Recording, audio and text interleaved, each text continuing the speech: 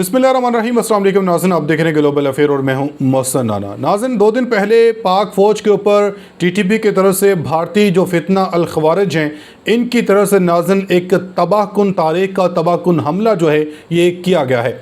और इस हमले के बाद नाज़रीन पाकिस्तान की तरफ से, पाक फ़ौज की तरफ से जवाबी वार किया गया और जवाबी वार में तकरीबन जो 14 ये भारतीय दहशतगर्द, भारत नवाज दहशतगर्द थे, ये इस जवाबी एक्शन में मारे गए थे।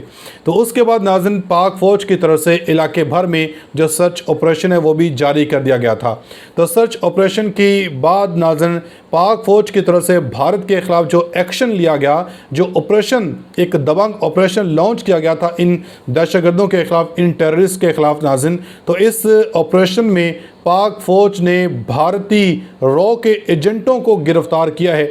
और इस गिरफ़्तारी में नाज़रीन किस तरह भारत बुरी तरह एक्सपोज हुआ है, क्योंकि इस हमले से नाज़रीन एक दिन पहले फील्ड मार्शल आसिम मुनीर की तरफ से नाज़रीन पूरी दुनिया को एक बार फिर से बताया गया था कि किस तरह ख़िते में भारत जो है दहशतगर्दी करवा रहा है और भारत एक दहशतगर्द स्टेट है। और जो फील्ड मार्शल आसिम मुनीर हैं, इनकी तरफ से ये भी कहा गया था पाकिस्तान और भारत के हमसाया ममालिक को कि भारत से होशियार रहें, क्योंकि भारत ही वो ऐसा मुल्क है जो ख़िते के जो अमन को ख़राब करने के ऊपर तुला हुआ है और ख़िते में दहशतगर्दी भारत की तरफ से फैलाई जा रही है। तो इसके बाद फिर जो भारतीय तज्ज़ियाकार हैं, इनको बहुत ज़्यादा मिर्चें लगी, इनकी बहुत ज़्यादा चीखें इनसे निकली कि पाकिस्तान के फील्ड मार्शल आसिम मुनीर तो भारत का ओपनली नाम लेके कह रहे हैं कि भारत दहशतगर्द स्टेट है, भारत दहशतगर्दी फैलाता है, जबकि हमारे वज़ीर दिफा राजनाथ सिंह में इतनी हिम्मत, इतनी जुर्रत नहीं हुई कि ये आसिम मुनीर का या पाकिस्तान का नाम लेके कह सकें कि पाकिस्तान भारत के अंदर दहशतगर्दी करवा रहा है।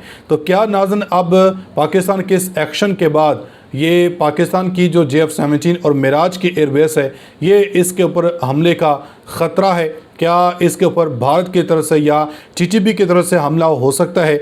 किस तरह नाज़रीन अब पाकिस्तान ने अब इन दहशतगर्दों को ख़त्म करने के लिए अपना जो ऑपरेशन लॉन्च किया है, ये कैसे अब इससे भारत की चीखें निकल रही हैं? तो आज के इस वीडियो में इसी सब पर बात करनी है। आपसे गुजारिश है वीडियो को अंत तक लाज़मी देखिएगा।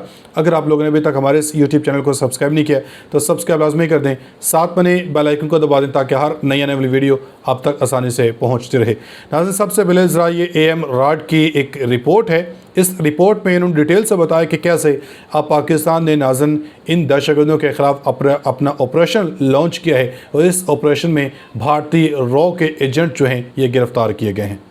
दोस्तों, बात आज हम करने जा रहे हैं एक ऐसे हमले की जो इंडिया में रचा गया और उसका टारगेट था बहावलपुर की एयरफील्ड। ये पाकिस्तान के लिए इतनी ज़्यादा अहम है क्यों, और इसके साथ साथ बहावलपुर की एयरफील्ड को इंडिया क्यों निशाना बनाना चाहता था और पाकिस्तान ने इस पूरे प्लानिंग को किस तरह चौपट किया। दोस्तों, रीसेंट रिपोर्ट्स के मुताबिक पाकिस्तान में काउंटर टेररिज्म डिपार्टमेंट और पाकिस्तान की जो इंटेलिजेंस सर्विसेज हैं, उनकी तरफ से 6 लोगों को गिरफ्तार किया जाता है जो इंडियन इंटेलिजेंस एजेंसीज के साथ काम कर रहे थे। ये 6 लोग पाकिस्तान के नेशनल्स थे और ये राब्ते में थे इंडियन आर्मी के एक सर्विंग मेजर रविंद्रा राठौड़ के साथ, जो कि बेसिकली रॉ में सर्व करते हैं। इसके साथ साथ इनकी 4 के करीब रिकॉर्डिंग्स भी ओपन सोर्स इंटेलिजेंस प्लेटफॉर्म्स की तरफ से रिलीज़ की गई हैं, जिनमें से एक रिकॉर्डिंग मैं आपको सुनवा रहा हूँ जिसमें प्रॉपर एयर बेस का जिक्र किया जा रहा है। जाना यहाँ से बहावलपुर का जो हवाई पट्टी है, वहाँ पर ये कुछ ड्रोन वगैरह उड़ा रहे हैं, पंख वाले। तो उसको देखना है सबसे पहले। आपको आसमान में भी दिख जाएंगे, नीचे लैंड होते हुए भी दिख जाएंगे। बेसिकली इनका काम ये था कि बहावलपुर में मौजूद एक मस्जिद, एक रेलवे स्टेशन और बहावलपुर का जो एयरपोर्ट है या एयरफील्ड, उसको टारगेट किया जाएगा, उन पर अटैक किया जाएगा। लेकिन CTD की बरवक्त कार्रवाई की वजह से ये 6 के 6 लोग पकड़े गए हैं और इनकी कॉल्स वगैरह भी इंटरसेप्ट हो चुकी हैं। अब बहावलपुर की एयरफील्ड इतनी ज़्यादा अहम है क्यों?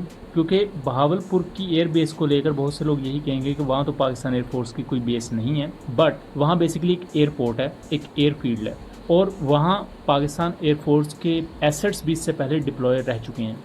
जैसा कि मैं 2016 की बात करूं तो रादुल बर्क नाम की एक्सरसाइजेज हुई थी। वहां बहावलपुर की एयरफील्ड यूज़ की गई थी, जहां से पाकिस्तान एयरफोर्स के मिराज 3 और Mirage 5 tactical attack aircraft army aviation के एसेट्स के साथ फ्लाई करवाए गए थे और आर्मी को क्लोज एयर सपोर्ट देने की मुख्तलिफ टैक्टिक्स पर काम किया गया था या उस कॉन्टेक्स्ट में एक्सरसाइजेज कंडक्ट की गई थी। फिर इसके बाद 2019 में हॉकाई कमांड एक्सरसाइजेस कंडक्ट की गई, जिसमें पाकिस्तान एयरफोर्स के फाइटर जेट्स, एवैक्स, टैंकर्स वगैरह को यहाँ से फ्लाई करवाया गया।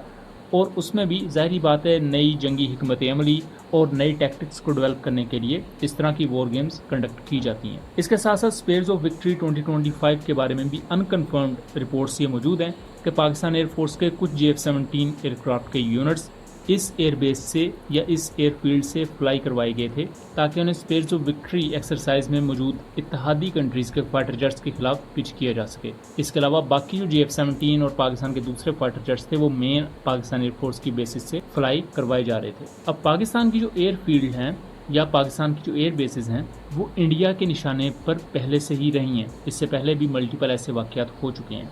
इससे पहले अगर मैं कुछ वाक़यात आपको बताऊं तो नवंबर 2023 में मियाँ वाली एयर बेस पर अटैक हुआ था, जिसमें 9 TTP के टेररिस्ट ने वहां अटैक किया था, लेकिन ये 9 के 9 टेररिस्ट मारे गए थे और कोई ख़ास डैमेज नहीं हुआ था। इस दौरान एक जो नॉन फंक्शनल एयरक्राफ्ट था या रिटायर्ड एयरक्राफ्ट था उस पर कुछ शार्पनर लगे थे, अदरवाइज़ जितने भी एसेट थे वो सेफ रहे थे, तो वो हमला नाकाम हो गया था। अब ये जो रिसेंट खबर है कि जो 6 रॉ के जासूस पकड़े गए हैं, इसको खुद प्रेस ट्रस्ट ऑफ इंडिया ने भी रिपोर्ट किया है, जिसकी रिपोर्ट आप यहाँ देख सकते हैं। अब इंडिया पाकिस्तान की एयर बेसिस को अटैक करने के लिए फंड्स प्रोवाइड कर रहा है और पाकिस्तान की एयर बेसिस को अटैक करने के लिए जो पाकिस्तान के अंदर कुछ गंदे अंडे मौजूद हैं उनको वो यूज़ करते हैं एज अ बेट। और वो ये कर क्यों रहे हैं?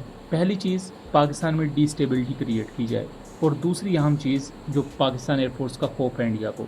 इंडिया साइकोलॉजिकली जंग के मैदान में तो पाकिस्तान एयरफोर्स को नहीं हरा पाया, ना 2019 में हरा पाए, ना 2025 में हरा पाए, मई की अगर मैं बात करूँ ख़ास तौर पर। फिर उससे पहले आप माजी में भी चले जाएं तो 65 की जंग में पाकिस्तान ने कम्प्लीटली आउट फ्लैंक किया था।